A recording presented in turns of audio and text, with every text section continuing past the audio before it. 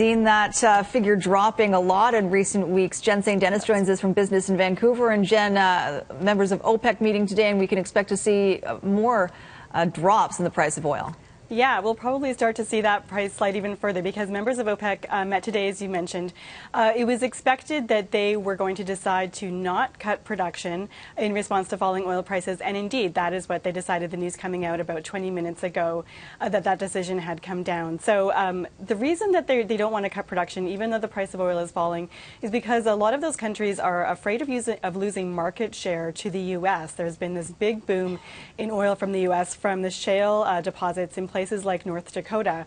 And so that is why they're responding this way. Now, oil, as you mentioned, is down. It's actually at the lowest price it's been at since September 2010. Back then, the reason was because we were in the midst of a global recession. Today, it's because of increased production from places like the U.S. and the Middle East, and also the global economy still being sluggish, so demand is down. So if prices start to fall further, this could really start to affect the Canadian economy, especially those provinces that really rely on revenue from oil.